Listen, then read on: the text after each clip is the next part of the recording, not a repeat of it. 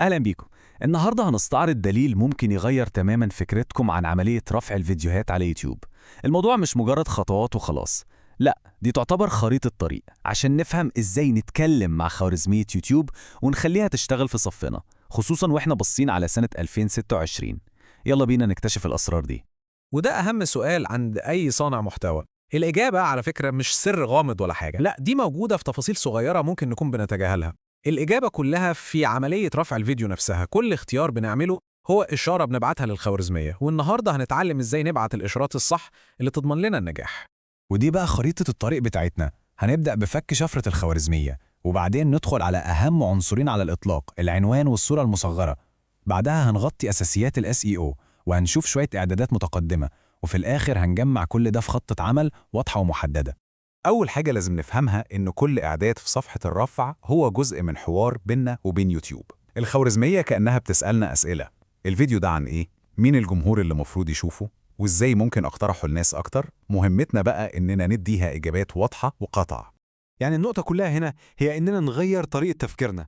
بلاش نتعامل مع رفع الفيديو على إنه تاسك بنخلصه وخلاص، لا، لازم نفكر فيه على إنه فرصة استراتيجية عشان نوجه الخوارزمية وتقترح فيديوهاتنا.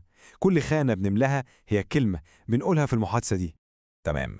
دلوقتي نيجي للجزء اللي بيحسم كل حاجة، الجزء اللي بيحدد مصير الفيديو حتى قبل ما أي حد يشوفه. العنوان والصورة المصغرة هم البوابة. لو فشلوا إنهم يشدوا الانتباه يبقى كل المجهود اللي بعد كده راح على الفاضي.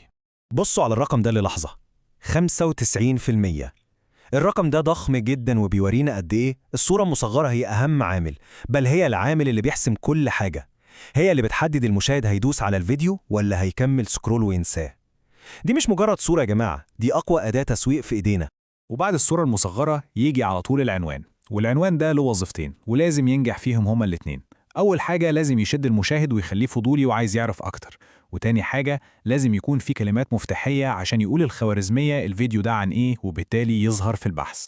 والحاجة اللي تفاجئ فعلا هي ازاي إضافة بسيطة زي الرقم ممكن تعمل فرق كبير قوي كده. الأرقام والإحصائيات بتقول إن العناوين اللي فيها أرقام نسبة النقر عليها بتزيد ب 36%، والسبب على فكرة نفسي. الأرقام بتدي إحساس بالدقة والتنظيم، وبتقول إن المحتوى ده متقسم وجاهز، وده بالظبط العقل المشاهد بيدور عليه وسط زحمة المحتوى. وده يوصلنا لحاجة اسمها المعادلة الذهبية. دي تعتبر خلاصة كل اللي فات في صيغة بسيطة ومباشرة. لو عنوان الفيديو فيه الثلاث عناصر دول يبقى فرص نجاحه بتزيد لأقصى درجة ممكنة. المثال ده بقى بيوضح المعادلة دي بتطبق إزاي بعبقرية. 7 ده الرقم، أدوات AI ويوتيوب دي الكلمات المفتاحية، وهتضاعف دخلك، هي دي الفايدة الواضحة والمغرية جدا. عنوان زي ده بيكلم المشاهد والخوارزمية في نفس الوقت وبنفس القوة. حلو جدا.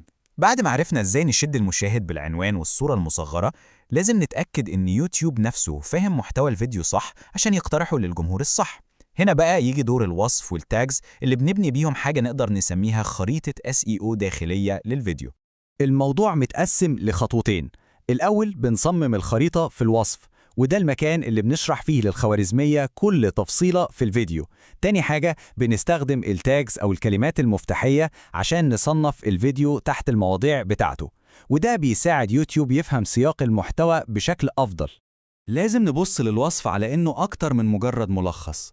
دي فرصتنا عشان نرسم خريطة تفصيلية للخوارزمية. كل ما نكتب كلمات مفتاحية ليها علاقة بالموضوع ونشرح السياق بدقة، كل ما الخريطة دي بتبقى أوضح للخوارزمية، وده بيخليها تقدر توصل الفيديو للجمهور المثالي اللي بيدور على المحتوى ده بالظبط.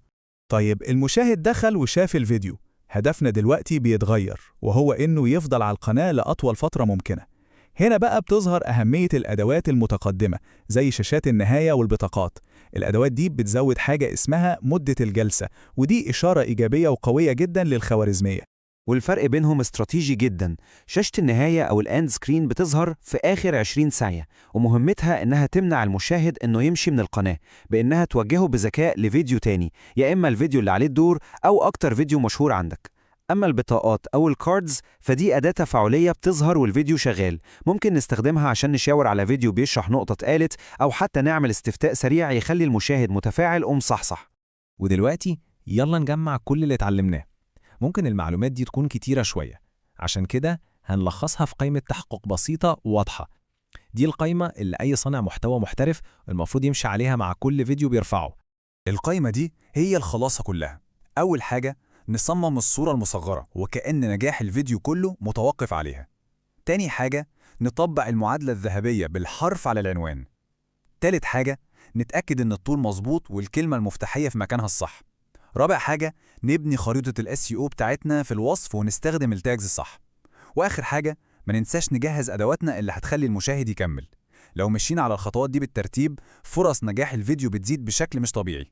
في الآخر قوة المعلومة في تطبيقها. دلوقتي المخطط في إيدينا والخطوات واضحة. السؤال هو في الفيديو الجاي اللي هيترفع إيه أول تغيير هيتم تطبيقه من الدليل ده عشان نبدأ نشوف النتائج؟ لازم دايما نفتكر إن أي تغيير كبير بيبدأ بخطوة واحدة صغيرة.